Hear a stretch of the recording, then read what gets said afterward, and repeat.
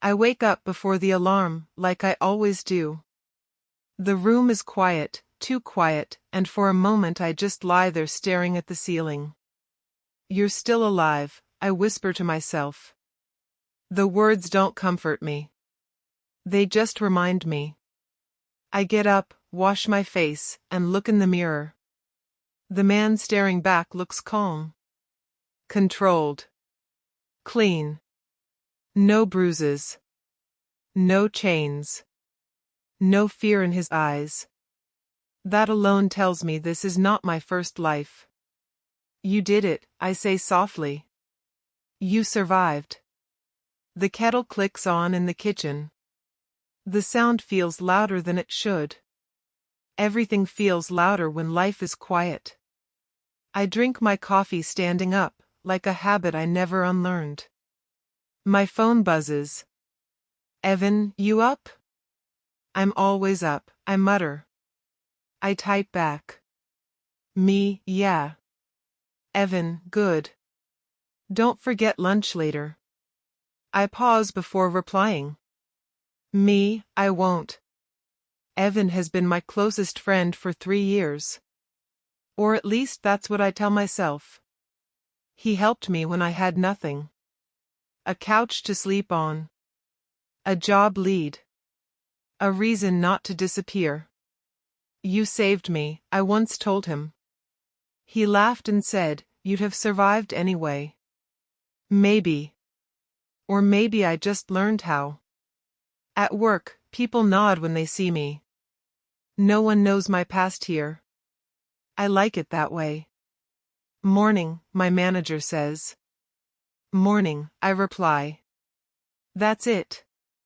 No questions. No history.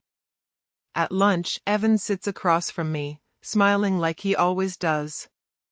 You look tired, he says. I'm fine. You always say that. I'm always fine, I reply. He laughs, but something in his eyes shifts. Just for a second. So, he says, Clara asked about you. The name hits harder than it should. What did she say? I ask, keeping my voice even. She just asked if you were doing okay. I nod. I'm fine. Evan leans back. You still love her, don't you? I don't answer right away. I don't know how to stop, I finally say. He watches me carefully. Some people aren't meant to stay. Some people never leave, I reply. That night, I meet Clara outside a small cafe. She looks the same. Softer. Sadder. Older in a way that has nothing to do with time. Hey, she says. Hey. She studies my face. You look different. I rebuilt myself. She smiles. I can see that. We sit.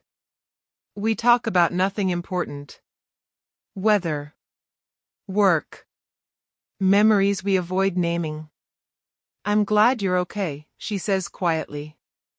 I'm standing, I reply. That's enough. She reaches for my hand, then stops. I hurt you, she says. You survived me, I answer. Silence stretches between us. I never meant for it to happen like that, she whispers. I know, I say. That doesn't change what happened. She nods, eyes shining. I still think about you. So do I. That's the problem. When I get home, I sit alone in the dark. You made it, I tell myself again. This life is quieter. Smaller. Controlled. I don't trust easily anymore. I don't dream big. I don't plan far ahead. Because peace never lasts for men like me. My phone vibrates. Unknown number, we need to talk. My chest tightens. I stare at the screen. Me, who is this? 3 dots appear. Then stop. Then appear again. Unknown number, you know who this is. My hands shake. No, I whisper. That door is closed. A memory flashes. Cold metal. A room with no windows. A voice telling me to sign. I swallow. Me, you have the wrong number. The reply comes instantly. Unknown number, you thought you escaped. You didn't. The room feels smaller. I sit down hard on the couch. You promised, I say to no one. Another message. Unknown number, meet me tomorrow. Or everything you rebuilt burns. I close my eyes. I swore I'd never go back, I whisper. But I already know the truth. Some lives don't let you move on. They wait. And they always find you. I read the message again, slower this time, like the words might change if I stare long enough. Meet me tomorrow. Or everything you rebuilt burns. I let the phone fall onto the couch beside me. No, I say out loud. You don't get to come back. My heart doesn't believe me. I stand up, pace the room, then stop. My chest feels tight, like someone wrapped wire around my ribs and started pulling. I haven't felt this feeling in years. Not since the night my first life ended. Breathe, I tell myself. Just breathe. I sit down again and pick up the phone. The screen lights up, innocent, silent. I hate it. The memories don't wait for permission. Cold cuffs snapping around my wrists. A room that smelled like bleach and fear. A voice saying, just sign it, and this all ends. I press my fingers into my temples. I didn't do anything, I whisper, like I'm still trying to convince someone. Back then, I trusted the wrong people. I trusted smiles. Promises. Love. That trust cost me everything. My phone buzzes again. Evan, you okay? I stare at his name. My thumb hovers over the screen. Me, can you come over? 3 dots appear almost instantly. Evan, on my way. I don't know why I called him. Maybe because part of me still wants to believe I can lean on someone. Or maybe because I need to hear another voice, just to make sure I'm not slipping back into that dark place alone. When Evan arrives, he doesn't knock. He never does. You look like hell, he says, closing the door behind him. Feel worse, I reply. He drops onto the chair across from me. What happened? I slide the phone across the table. Read it. He reads. His jaw tightens. Who sent this? I think you know. He looks up. Marcus? I nod. Evan swears under his breath. I thought he was done. I thought he was gone. So did I. He leans forward. You can't go. That's what he wants. I know. This is bait, Evan says. Pure and simple. I know that too. Then block the number. I shake my head. He wouldn't have messaged if he didn't already have something ready. Evan exhales sharply. That man destroyed you. He tried, I say. No, Evan snaps. He succeeded. You lost everything. I don't argue. He's right. Marcus didn't just ruin my career. He rewrote my story. He made me a criminal in the eyes of people who never bothered to ask questions. He took my name and dragged it through places I can't erase. He framed you, Evan continues. He used you. And when I fought back, I add, everyone disappeared. Evan's voice softens. You disappeared too. I look away. I remember sitting in that room, I say quietly. I remember thinking if I just signed, it would stop. Evan clenches his fists. You shouldn't have been alone. I wasn't, I say. I just didn't know who wasn't really there. Silence fills the space between us. So what are you going to do? He asks. I stare at the wall. Part of me wants to smash the phone. Pretend this life is real. Pretend the past can't reach me. But another part of me feels something else. Not fear. Not anger. Clarity. He didn't message me to threaten me, I say slowly. He messaged me to pull me back. Evan frowns. Back where? Back into his control. So don't give it to him. I look at Evan. What if I already took it back? He blinks. What does that mean? It means I know this is a trap, I say. And I'm walking into it anyway. That's insane, he says. No, I reply. It's honest. Evan stands up. You rebuilt your life. You don't owe him anything. I owe myself something, I say quietly. He stares at me. You're not that broken man anymore. I know, I say. That's why I can do this. I pick up the phone again. Evan shakes his head. Don't. I'm not running, I say. I did that once. It almost killed me. He lowers his voice. And what if this finishes the job? I meet his eyes. Then at least it ends on my terms. Evan doesn't speak for a long time. You're scared, he finally says. I was scared, I correct him.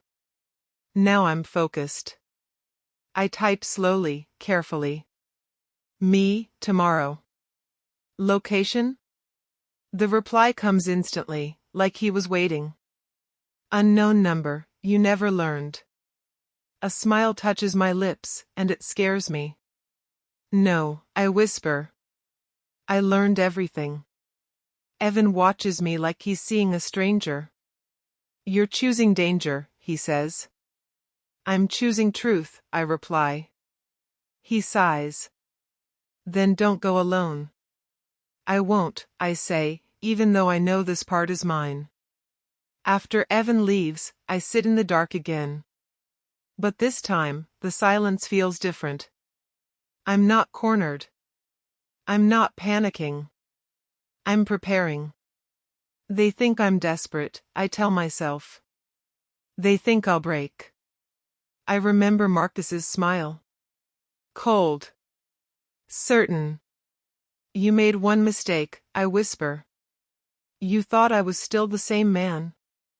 I don't delete the message. I don't block the number. I place the phone face down on the table. Tomorrow, I walk back into the fire. Not because I'm weak. Because I'm ready. I arrive 10 minutes early, because being late feels like weakness. The cafe Marcus chose is quiet, polished, expensive. The kind of place where mistakes are hidden behind smiles. I spot him immediately. He hasn't changed. Same sharp suit. Same calm posture. Same eyes that never blink too much. He's sitting with his hands folded, like he's waiting for a business meeting instead of the man he destroyed. I walk over. Marcus, I say. He looks up and smiles. You came. I said I would. He stands and offers his hand. I hesitate just long enough for him to notice, then shake it. His grip is firm. Controlled. Sit, he says. I sit. For a moment, neither of us speaks. He studies me openly, like I'm a report he's already read. You look better, he says. I learned how to survive, I reply. He chuckles softly. I always knew you would. That makes one of us, I say. Marcus leans back. Let's not do this the hard way. I didn't call you here to fight. Then why am I here? To fix things, he says smoothly. To move forward. I almost laugh. Forward, I repeat. That's an interesting word. He spreads his hands. We both made mistakes. I tilt my head. You framed me. He doesn't flinch. You were careless. The audacity almost impresses me. I lost everything, I say. You lost control, he corrects me. There's a difference. I watch his mouth as he speaks. The slight curl at the edge. The confidence. He believes every word. I want peace, Marcus continues. I want to help you rebuild. I stay silent. You've been quiet, he says. That worries me. Why? I ask. Scared I might say something honest? He smiles. Scared you might say something foolish. I lean forward. You didn't bring me here out of kindness. No, he admits. I brought you here because this situation benefits us both. How? I ask. He lowers his voice. You take responsibility for a small mistake. Something manageable. In return, I make sure the past stays buried. I feel Evan's voice in my head, warning me. This is bait. I nod slowly. And if I say no? Marcus meets my eyes. Then everything you rebuilt burns. There it is.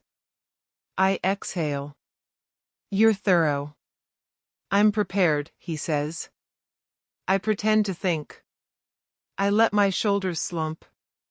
I let my eyes drop. What would cooperation look like? I ask quietly. Marcus watches me carefully now. It looks like trust. I almost smile. I don't trust easily, I say. You don't have to, he replies. Just sign. I picture the room from years ago. The paper. The pen. The lie.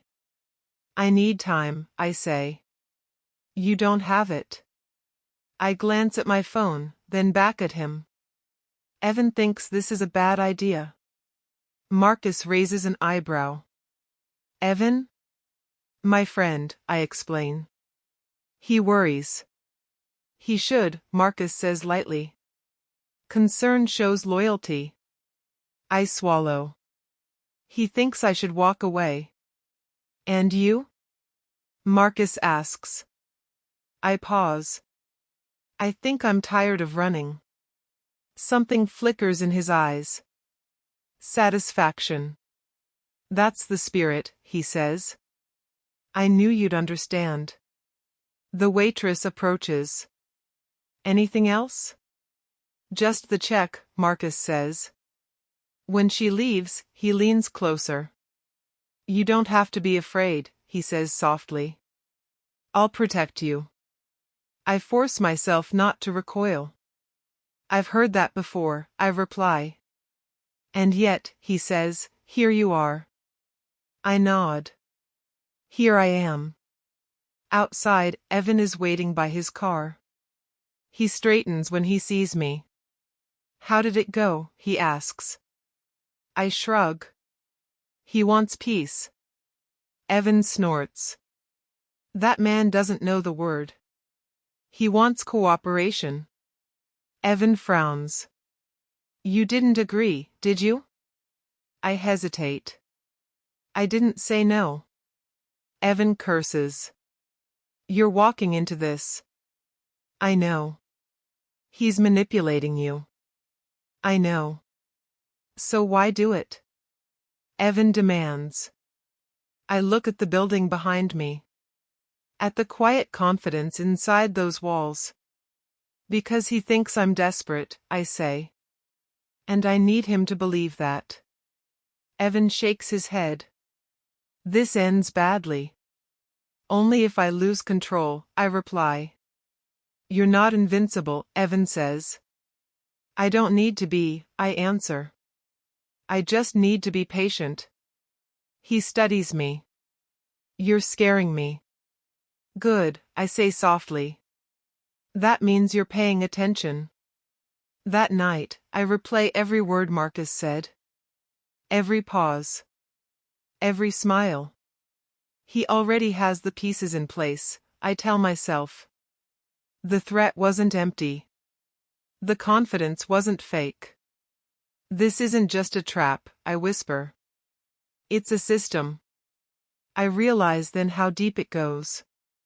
Documents. Witnesses. Authority. Marcus didn't invite me back for closure. He invited me back to finish the job. I lie in bed, staring at the ceiling. You can still stop, a small voice says. I ignore it. I walked into this with open eyes, I whisper. I'll walk out the same way. My phone buzzes. Marcus, we move tomorrow. I don't hesitate. I'm ready. I set the phone down. The trap is already closing. And I step forward anyway. The first sign is the silence. Not the peaceful kind. The kind that feels intentional. I send Evan a message in the morning. You good today? No reply. I tell myself he's busy. People get busy. Life doesn't stop just because my nerves are screaming. By noon, the second sign appears. An email from work. We need to review some discrepancies. Please come in immediately. My stomach tightens. What discrepancies? I ask the empty room. I already know the answer. At the office, no one meets my eyes. Conversations stop when I walk past. The manager who used to greet me barely nods. Sit, he says when I enter his office. I sit. He slides a folder across the desk. This came in this morning. I open it slowly. Documents. Screenshots. Transactions I don't recognize. That's not mine, I say. It's tied to your account, he replies. I didn't do this. He sighs. We're suspending you until this is sorted. Suspending. Not asking. Not listening. I nod. Understood. When I leave, my phone buzzes. Unknown number, see how easy it is? I don't reply. Outside, I call Evan. Straight to voicemail. Hey, I say after the beep, keeping my voice calm. Call me when you get this. I hang up and stare at the street. Too familiar, I whisper. That night, I meet Clara by accident. Or maybe it isn't an accident. She's standing outside the grocery store, keys in hand. Oh, she says. Hey. Hey, I reply. She hesitates. I heard about work. Did you? She nods. People talk. Did Evan talk? I ask. Her eyes flick away. He was worried. About what? I press. About you, she says softly. I study her face. Did he tell you anything specific? She shakes her head. I don't want to be in the middle. That hurts more than anger. I never asked you to be, I say. She swallows. Things are complicated. They always are, I reply. That's how people excuse betrayal. Her shoulders tense. You think I betrayed you? I think silence can be louder than lies, I say. She doesn't answer. That's my answer. When I get home, Evan finally calls. Hey, he says too quickly. Sorry, crazy day. I got suspended, I say. A pause. Too long. Yeah, he replies. I heard. From who? I ask. Another pause. That doesn't matter, he says. What matters is we fix this. I lean back against the wall. You sound prepared. I just want to help, he says.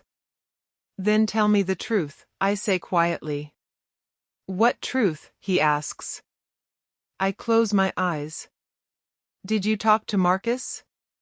Silence. I feel something inside me crack. You don't have to answer, I say. I already know. Listen, Evan says, voice tight. He reached out first. Of course he did. He said you were unstable, Evan continues. That you might do something reckless. And you believed him? I ask. He showed me things, Evan says. Documents. Proof. Proof he controls, I reply. I was trying to protect you, he says. I laugh, sharp and bitter. By selling me out? It wasn't like that, Evan insists. Then tell me what it was like, I say. He exhales. He said if I didn't cooperate, you'd be crushed. So you chose him, I say. I chose survival, Evan replies. So did I say softly. I just chose mine. You don't understand, he says. He's powerful. I know, I reply. That's why he's dangerous. Just lay low, Evan says. Let this blow over. I picture the folder. The suspension. The silence. It won't, I say. You're making this worse, Evan snaps. No, I reply. You did. He goes quiet. I trusted you, I say. That was my mistake. I'm still your friend, he says weakly. No, I reply. You're his asset. I hang up before he can respond. I sit on the floor, back against the couch. Here we are again, I whisper. The memories return without mercy. The first time I lost everything. The faces that turned away. The people who said, just sign. My phone buzzes again. Marcus, your circle is shrinking. I smile without humor. That's the point, I whisper. I don't confront Clara. I don't confront Evan again. I watch. I listen. I let the trap tighten. Every message. Every delay. Every glance confirms it. Betrayal doesn't scream. It whispers. And the closer the voice, the sharper the knife. I stare at my reflection in the dark screen of my phone. You chose this, I remind myself. Not because I wanted pain. Because pain reveals truth. I stand up, steadier now. They think I'm breaking, I whisper. They're wrong. Betrayal hurts. But clarity is priceless. And I am seeing everything now. The knock comes at 6:42 a.m. 3 sharp hits. No pause. No patience. I look at the door and nod to myself. So this is how today starts, I say quietly. I open it without asking who's there.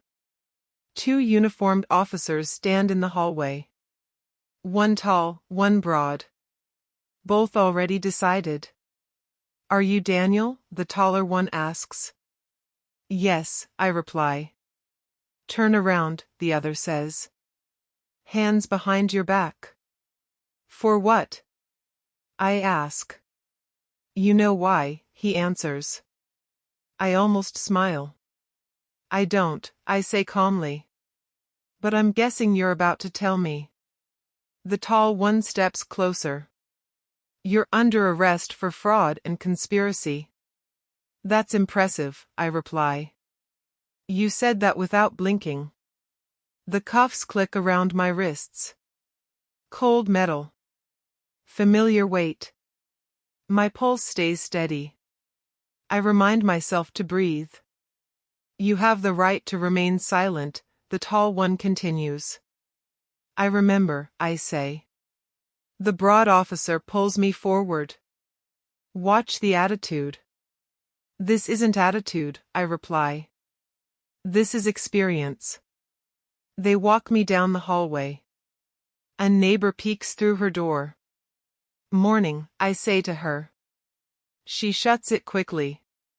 Outside, a police car waits. The back door opens. Head down, the broad one orders.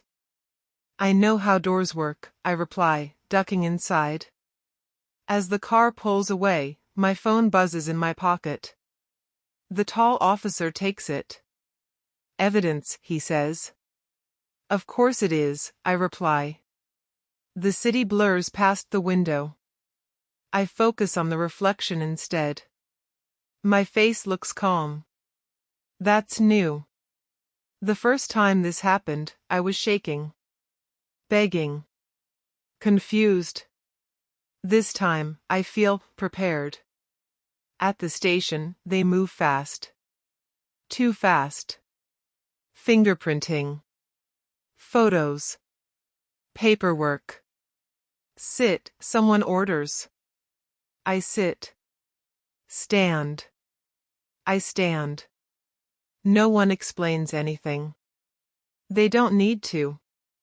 The story is already written. Finally, they put me in a small room with a table and 2 chairs. Wait, an officer says. I wait. The door opens. A man in a plain suit steps in. Neat hair. Tired eyes. Neutral smile. I'm Detective Hall, he says, extending a hand. I don't take it. He clears his throat and sits. I'm here to make this easier. By pretending to be fair? I ask. He pauses. I'm here to get the truth. I like that word, I say. Truth. He opens a folder. You've been busy. Apparently, I reply. He slides photos toward me. Bank records. Messages. Familiar lies dressed as facts. This looks bad, he says. It's fake, I reply. He nods slowly. That's what everyone says. Then why ask? I say. He leans back. Because cooperation helps. I laugh once. Short. Sharp. You always say that before you crush someone, I reply. He studies me.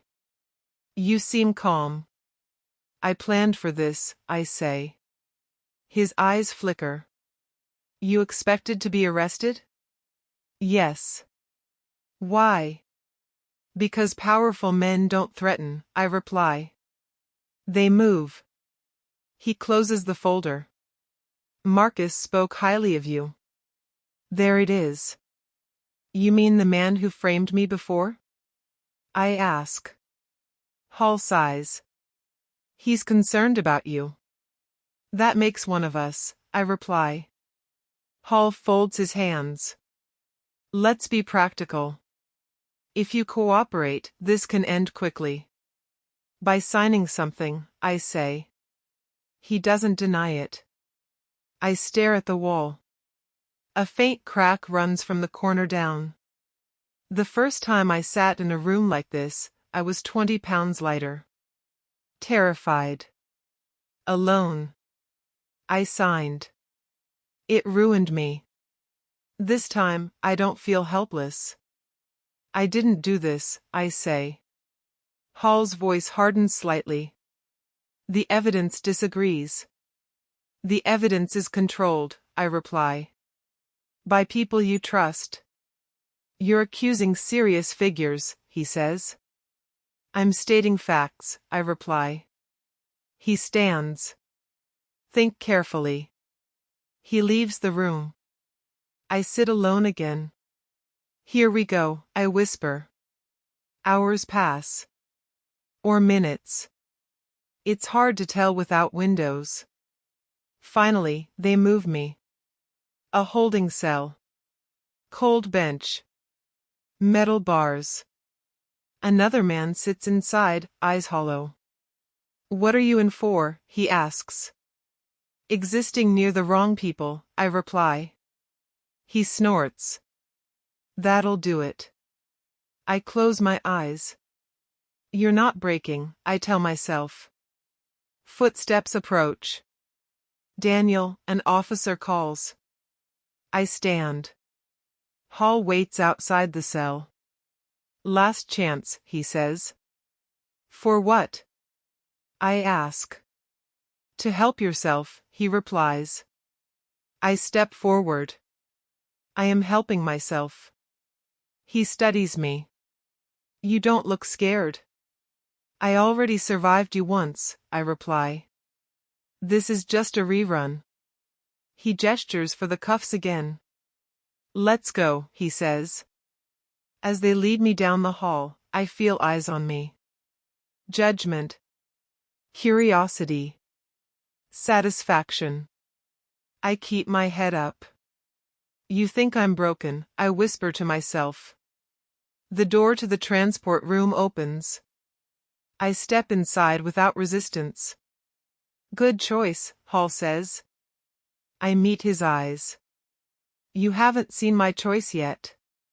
The door closes behind me. The system smiles. And I let it believe I've lost again. The room smells like old coffee and confidence. I sit in the chair with my hands cuffed to the table, wrists resting where they want them. The light above me hums softly, steady, patient. It feels like the room is waiting for me to crack. Detective Hall walks in with a folder tucked under his arm. Long night, he says. For you, I reply. I slept fine. He smiles thinly and sits across from me. You're handling this well, he says. Most people don't. Most people still think the system wants the truth, I say. He opens the folder. We have witnesses. I nod. You always do. He slides a photo across the table. This man says you paid him. I've never seen him, I reply. Hall doesn't react. He flips to the next page. This woman says you threatened her. I don't even know her name, I say. You're calm, he notes. I'm listening, I correct him. He leans forward.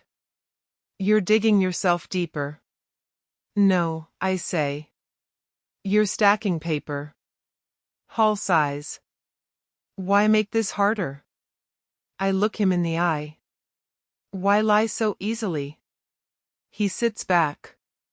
Let's talk about your past. I tense for half a second, then relax. Which version? I ask. The one where you signed a confession, he says. My chest tightens. That confession was forced, I reply. You signed it, he says. I was cornered, I say. People corner themselves, Hall replies. The door opens quietly. I don't turn my head, but I feel him. Marcus. I didn't know you'd be joining us, I say. Marcus speaks from behind me. I wanted to see how you were holding up. Like someone being framed, I reply. He chuckles softly. Always dramatic. Hall watches us carefully. You two know each other well. Well enough, I say. Marcus steps into my view. Perfect suit. Perfect smile. Daniel, he says, like we're old friends. You look pleased, I reply. I'm concerned, he says. This is all unnecessary. You could stop it, I say. He shakes his head. You did this to yourself. Hall clears his throat. Let's focus. Marcus sits in the corner, silent now, observing. Hall pushes a document toward me. This is your opportunity, he says. Confess, and this ends. Ends how? I ask. Reduced charges, Hall replies. No trial. And my life? I ask. Marcus answers. You get to keep what's left of it. I laugh quietly. You already took that once. Hall's voice sharpens. Don't test our patience. You don't have patience, I say. You have deadlines. Hall slams his hand on the table. Enough. I don't flinch. He exhales slowly. You're not innocent. I am, I reply. Then why does everyone say otherwise, he asks. Because fear talks louder than truth, I say. Marcus leans forward. You're tired. I look at him. You don't get to say that. You're exhausted, he insists. I can see it. I close my eyes for a moment. The memories come back without warning. Cold floors. Harsh lights. A pen shaking in my hand. A voice saying, just sign. My jaw tightens. Look at him, Marcus says to Hall. He's breaking. I open my eyes. No, I say. I'm remembering. Hall softens his tone. This doesn't have to hurt. It already has, I reply. You're alone, Marcus says. Your friends stepped away. I think of Evan. Clara. Silence. That's how I know I'm close, I reply. Hall pushes the paper closer. 10 minutes, he says. That's all it takes. I stare at the document. My name at the bottom. Blank line. Waiting. I feel the weight of every loss. Every betrayal. Every night I thought I wouldn't survive. You sign, Marcus says, and you go home. I look at him. You promise? He nods. I always keep my word. I almost smile. Hall slides the pen toward me. The room goes silent. I pick it up. My hand doesn't shake. This is what you want? I ask. Hall nods. Marcus watches closely. I lower my head and sign. The pen scratches softly. Done. Hall exhales in relief. Marcus relaxes. Well, Hall says, that was easier than expected. Marcus stands. I told you he'd come around. The cuffs are removed. The room feels lighter. They think it's over. Inside, something settles. I smile. For the first time in years, I smile. Not because I lost. Because I just let them win exactly when I needed them to. The door closes behind them, and the sound echoes longer than it should. Click. Silence settles into the room like dust. I sit alone at the table, hands free now, staring at the blank wall across from me. No clock. No window. Just quiet.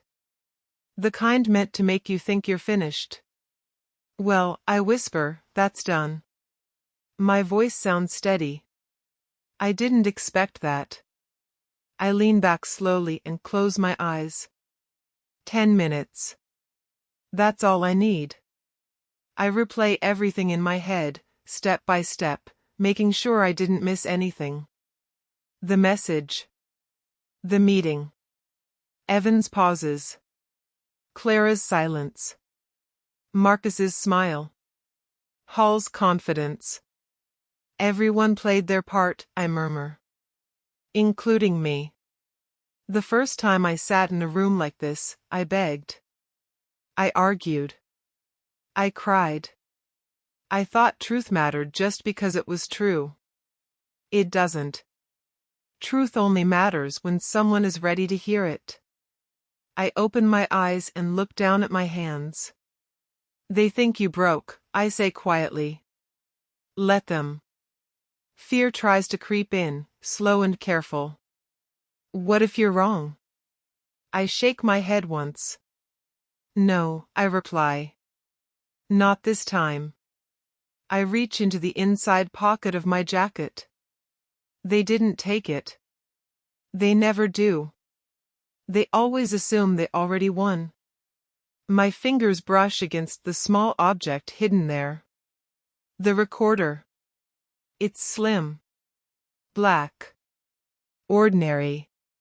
The kind no one notices unless they're looking for it. I don't take it out yet. I just feel it. This is where patience matters, I tell myself. The door doesn't open. Minute 1. I think of Evan. Not with anger, but with clarity. He chose fear, I whisper. I chose truth.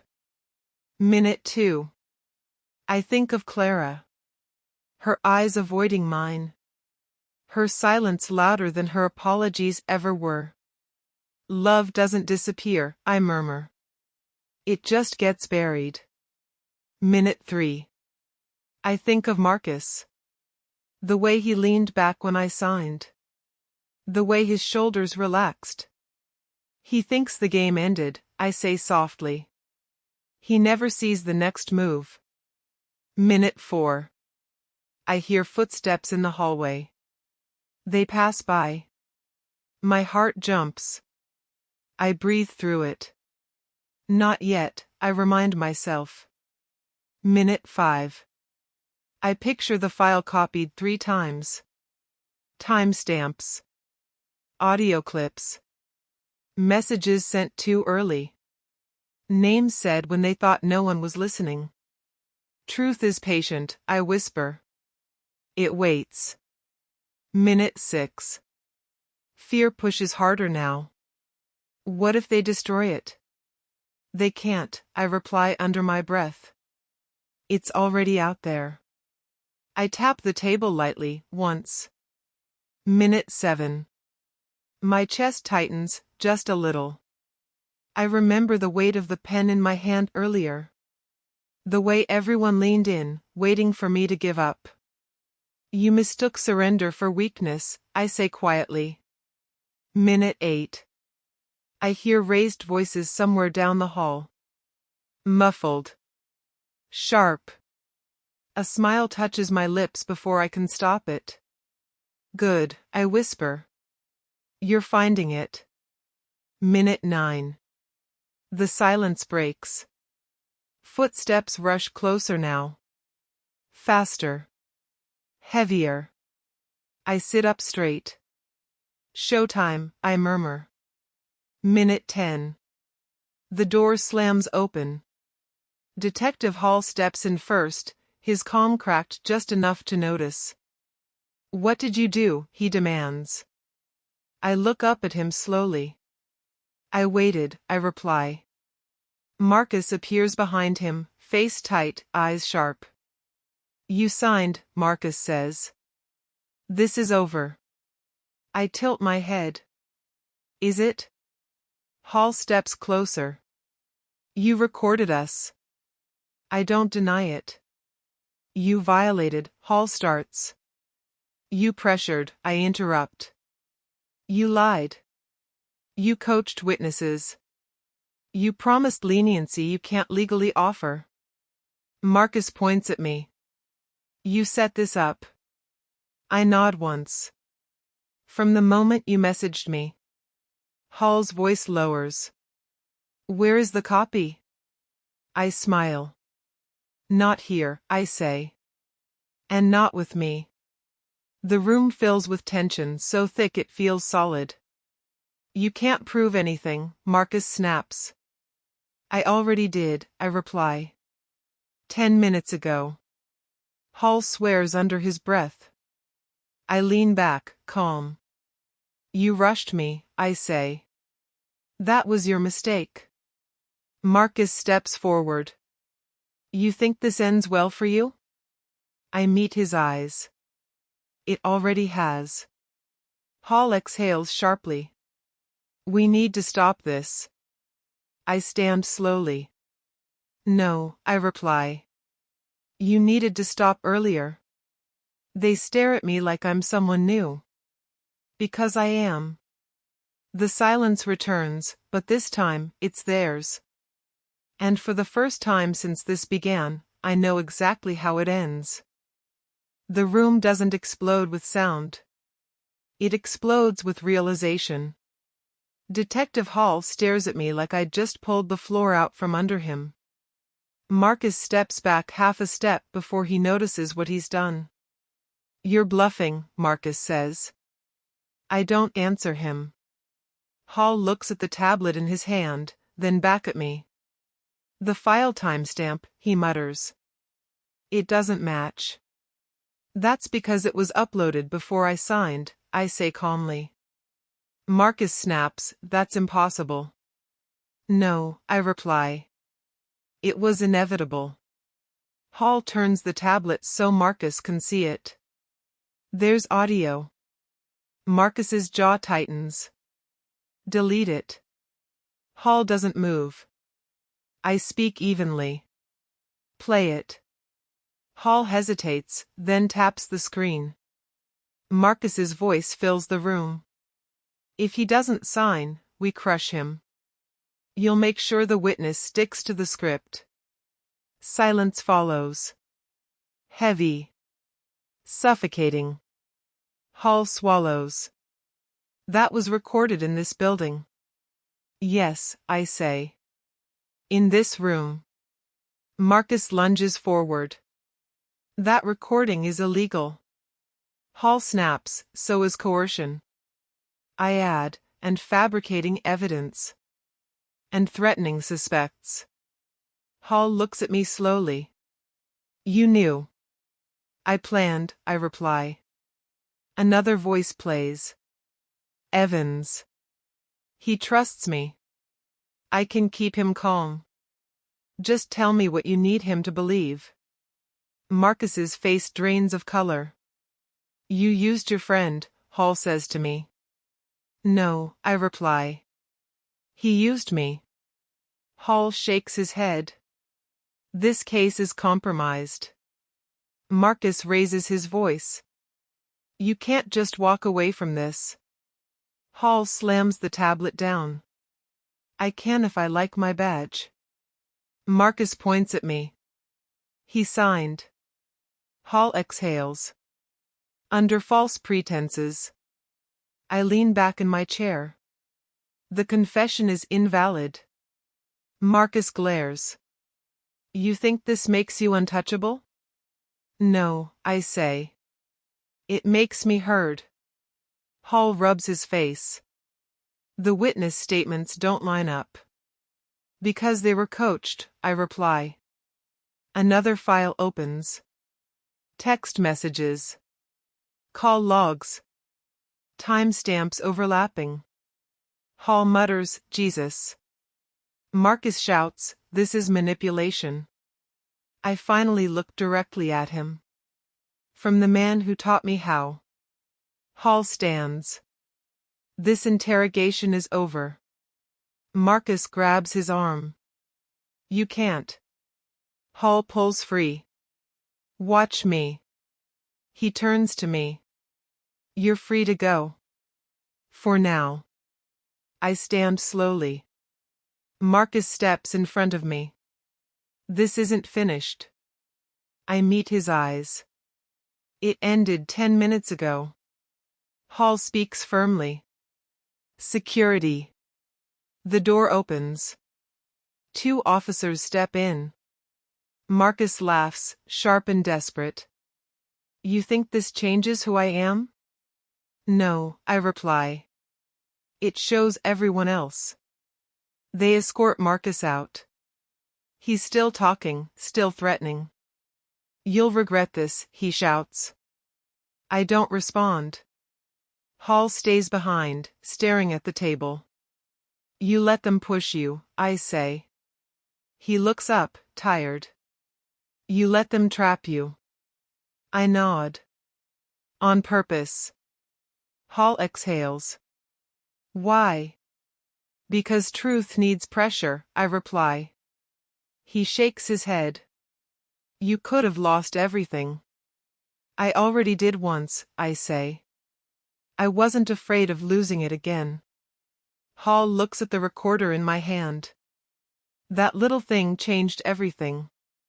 No, I reply. Their arrogance did. He steps aside. Go. I walk to the door. Daniel, Hall says. I turn. You stayed calm, he says. That saved you. I nod. Anger is what they expect. I step into the hallway. Officers look at me differently now. Not guilty. Dangerous. The door closes behind me. The confession is dead. And the truth is finally breathing.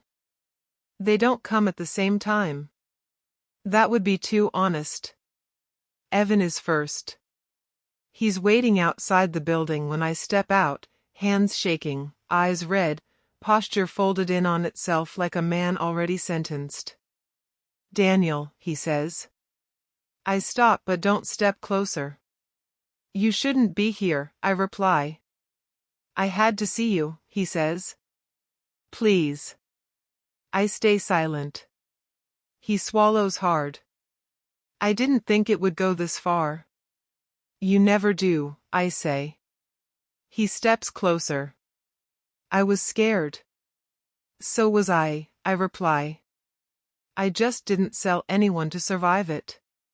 He rubs his face. Marcus promised it would be small.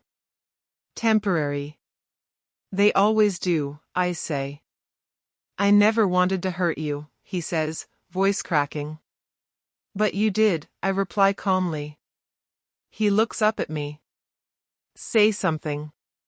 Yell. Hit me. Anything. I shake my head. You're not worth the energy. That breaks him. I lost everything, he says. My job. My name.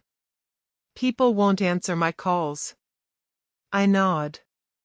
That's what happens when fear runs your life. He drops to his knees. I'll fix it, he says desperately. I'll testify. I'll say everything. I look down at him. You already did. What? He whispers. You showed everyone who you are, I reply. That was enough. He reaches for my leg, then stops himself. I trusted you, he says. And I trusted you, I reply. That's the difference. I walk past him. He doesn't follow. Marcus comes later. Of course he does. He waits until the sun dips low, until the street is quiet enough to feel important again. His suit is wrinkled now. His smile is gone. Daniel, he says. We should talk. We already did, I reply. This isn't over, he insists. It is for me, I say. He steps closer. I can make this disappear. I laugh softly. You don't have that power anymore. He clenches his jaw. You made a mistake humiliating me. You humiliated yourself, I reply. You think the truth protects you, he snaps. No, I say. It exposes you. He lowers his voice. I can still ruin you. I meet his eyes. You tried. You failed. He exhales sharply. Name your price. I tilt my head. You still think this is business? It's survival, he says. I nod. Exactly. And I already survived you. He looks around, then back at me. You're throwing away leverage. I never wanted leverage, I reply. I wanted peace. He scoffs. Peace is for weak men. No, I say. Peace is for men who don't need to dominate others to feel alive. His face hardens. You'll regret this. I smile faintly. You already do. He turns away without another word. Clara is last. She doesn't chase me. She doesn't corner me. She waits. When I see her sitting on the bench near my apartment, I almost keep walking. Almost. You can sit if you want, she says softly. I sit. For a long moment, neither of us speaks. I was wrong, she finally says. I nod. I know. I was afraid, she continues. I thought staying quiet would keep me safe. Silence always protects someone, I reply. Just not the right person. She nods slowly. I heard everything today. Did you? I ask. Yes, she says. And I'm ashamed. I study her face. The lines around her eyes. The regret that finally looks real. I loved you, she says. I loved you too, I reply. She looks at me, hopeful. Is there still? No, I say gently. She flinches. You don't even hesitate. I already hesitated for years, I reply. I'm done now. Tears well in her eyes. I want to make it right. You can, I say. Just not with me. She wipes her face. You're different. I had to be, I reply.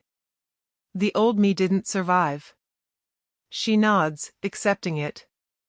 I'm glad you won, she says. I stand. I didn't win. She looks confused. I walked away, I say.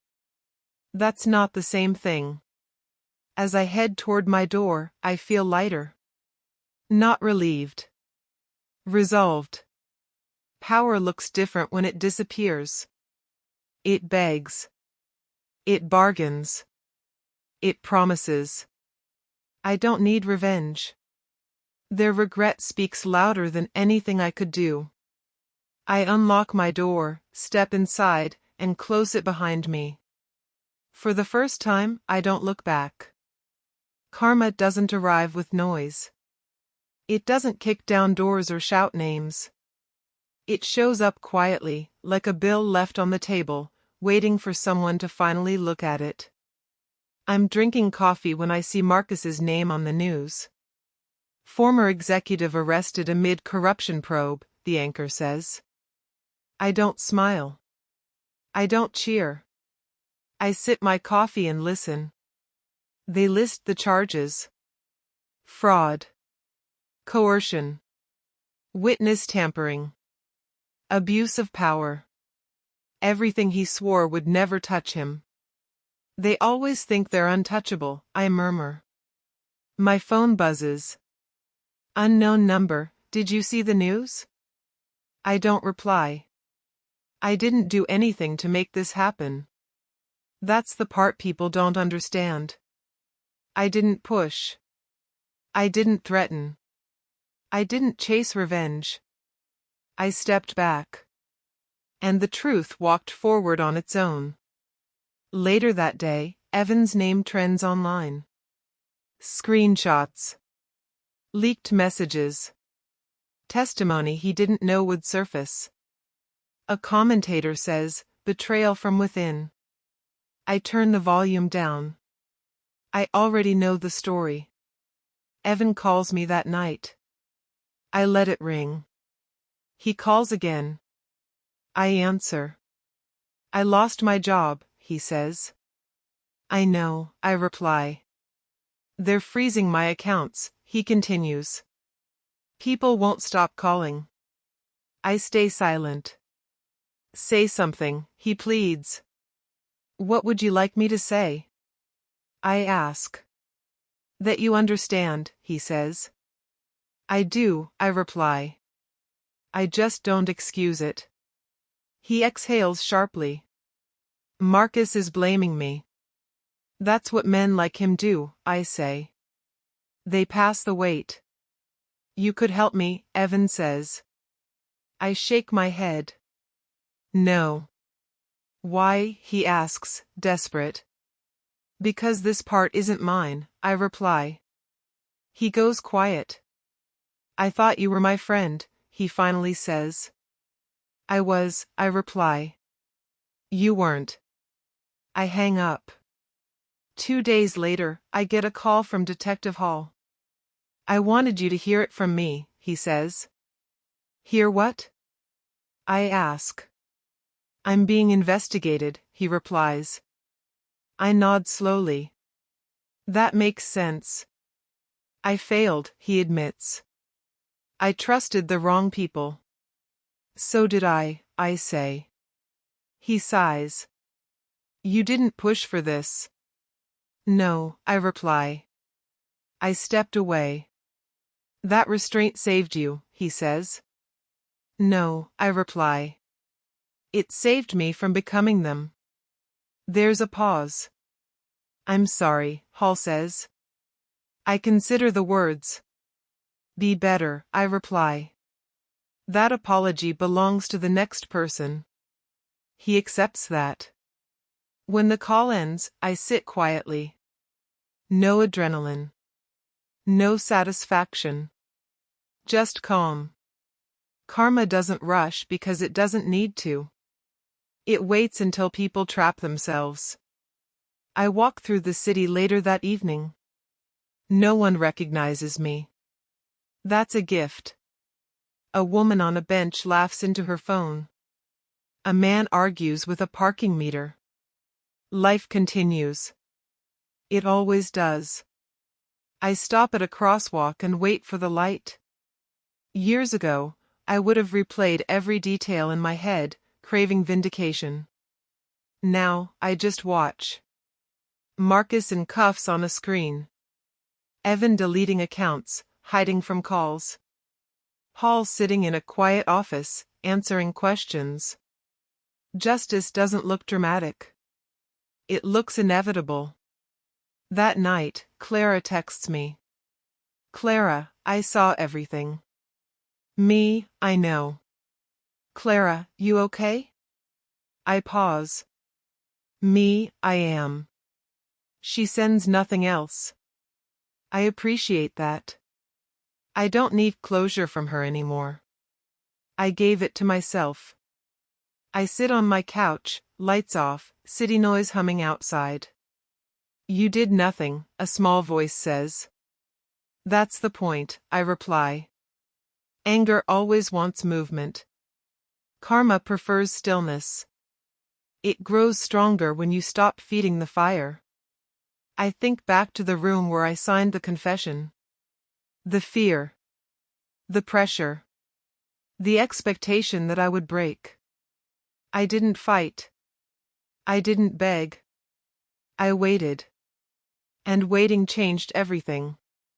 My phone buzzes one last time. News alert, arrest warrant expanded. I turn it off. I don't need updates. I already know how this ends.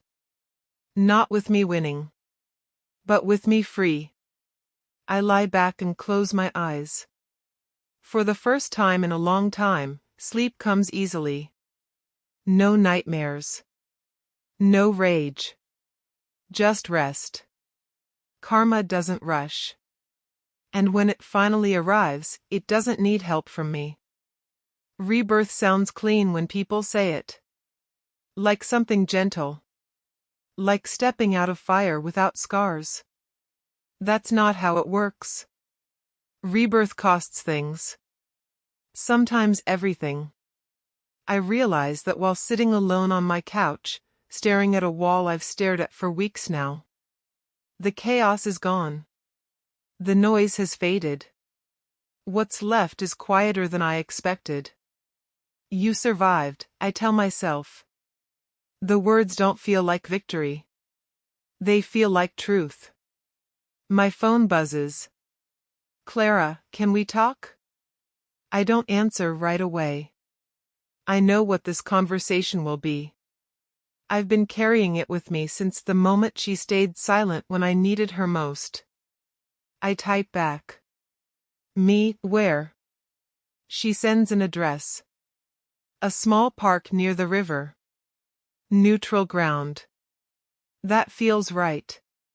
When I arrive, she's already there, sitting on a bench, hands folded in her lap like she's holding something fragile. Hey, she says. Hey, I reply. We sit without touching. I didn't know if you'd come, she says. I didn't either, I admit. She looks at me carefully. You look calm. I am, I say. That's new. She smiles sadly. You always deserved that. I nod, unsure how to respond. I've replayed everything, she continues. Every moment I stayed quiet. Every time I looked away. I know, I say gently. I want to explain, she says. You don't have to, I reply. But I need to, she insists. I was afraid. I thought if I didn't get involved, nothing would touch me. I look at the river flowing slowly beside us. Fear makes people disappear, I say. I learned that the hard way. She swallows. I loved you. I believe you, I reply. Her eyes fill. Then why does this feel like goodbye? Because it is, I think. But I don't say that yet. Love isn't always enough, I say instead. She shakes her head. I would do things differently now. I know, I reply. And I'm glad you learned. She looks at me. Doesn't that count for something? It counts, I say. Just not the way you want. Silence settles between us. You're not angry, she says. No, I reply. I moved past that. That scares me more, she whispers. It should, I say softly. Anger wants connection. Peace doesn't. She presses her lips together. You don't need me anymore. I needed you before, I reply. Now I need myself. She wipes her eyes. You sound so certain. I paid for that certainty, I say. With things I can't get back. She looks down. Like me. Like innocence, I correct. Like trust. She nods slowly. So this is the cost. Yes, I reply. This is the price of rebirth. She turns to face me. If I had chosen you back then. I shake my head. Please don't. Why, she asks. Because I don't want to rewrite the past, I say. I survived it. She studies my face. You really changed. I had to, I reply. The old version of me didn't make it. She reaches for my hand, stops halfway, then pulls back. I don't want to hold you back, she says. You aren't, I reply. You're letting go. She exhales. I wish I could have been stronger. So do I say. But wishing doesn't undo choices. She nods, accepting that. We sit quietly for a few more moments. I hope you find happiness, she says. I already did, I reply. She looks surprised. It's quieter than I imagined, I add. But it's real. She stands slowly. Goodbye. I stand too. Goodbye, Clara. She walks away without looking back. I watch until she disappears around the path. There's no dramatic pain. No collapse. Just a hollow space where something once lived. And that's okay. I walk home alone, hands in my pockets, breathing steady. Rebirth doesn't mean you get everything back. It means you decide what's worth carrying forward. I lost love. I lost the version of myself that believed silence could protect anyone. I lost the comfort of attachment. But I gained clarity. I gained restraint. I gained the ability to walk away without hating myself for it. That's growth. At home, I stand by the window and look out at the city lights. I choose peace, I say quietly. Not because it's easy. Because it's necessary. I turn off the lights and sit in the dark. No fear. No longing. Just acceptance. The price of rebirth was high. But I paid it willingly. And I don't regret it. The morning feels ordinary. That's how I know it's real. No alarms blaring. No messages waiting. No voice in my head telling me to brace for impact. I wake up, stretch, and sit on the edge of the bed, letting my feet touch the floor. I'm still here, I say quietly. Not in disbelief. In confirmation. The city outside my window moves the way it always has. Cars pass. Someone laughs on the sidewalk.